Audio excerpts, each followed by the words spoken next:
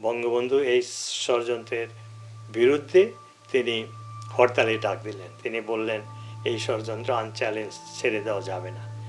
ওনার সেই আহ্বানে, হরতাল ডাকার আহ্বানে, প্রতিবাদের কারণেই এই মিছিলগুলো বেরোচ্ছিল।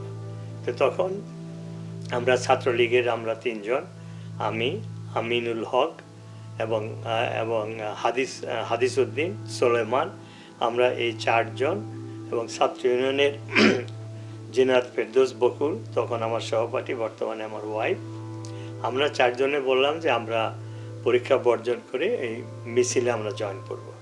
তো আমাদের বাকি ক্লাসমেটরা বললো যে পরীক্ষার মাত্র 2 ঘন্টা বাকি, চলো আমরা এই 2 ঘন্টা পরীক্ষা দিয়ে শেষ করে তারপরে আমরা মিছিলে জয়েন করব। তো আমরা যখন এই বিতর্ক করছিলাম তখনই খবর আসলো ঢাকা বিশ্ববিদ্যালয় বন্ধ করে দেওয়া হয়েছে।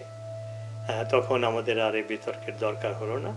তা আমরা এই চারজন সরাসরি মিছিলে গিয়ে যোগ দিলাম এবং মিছিল তখন যাচ্ছিল পল্টন ময়দানে। তখন গুজব হচ্ছিল যে পল্টন ময়দানে বঙ্গবন্ধু আসবেন এবং সেখানে তিনি বক্তৃতা দিবেন। তো আমরা পল্টন ময়দানে যেয়ে দেখি পল্টন ময়দান কানায় কানায় ভর্তি। স্টেডিয়ামে যে ক্রিকেট খেলা হচ্ছিল আন্তর্জাতিক, সেই খেলাও বন্ধ করে দর্শকরা সব মিছিলে জয়েন করছে, আর সারা ঢাকা থেকে তো লোকজন এসেছে।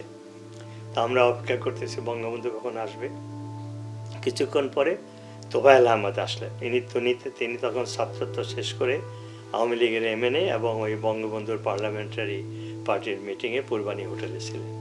তিনি এসে বললেন যে আমি নেত্রীর কাছ থেকে বানিয়ে নিয়ে এসেছি, তিনি আজকের এই মিটিংয়ে আসবেন না, তিনি 7ই মার্চ নীতি নির্ধারক বক্তৃতা দেবেন জাতির উদ্দেশ্যে। তা আমরা এই কথা শুনে ডিসপার্স হয়ে চলে আসলাম। তো যেহেতু ঢাকা বিশ্ববিদ্যালয় বন্ধ করে দেওয়া হয়েছে, সব ছাত্ররা যার যার বাড়ি গিয়েছে। আমরা ছাত্রলীগের 10-12 জন আর ছাত্র ইউনিয়নের 2-3 জন আমরা রয়ে গেলাম। আমরা তখন বঙ্গবন্ধুর আহ্বানে যে অসহযোগ আন্দোলন শুরু হচ্ছে সেটার সার্বক্ষণিক কর্মী হিসেবে কাজ করতাম।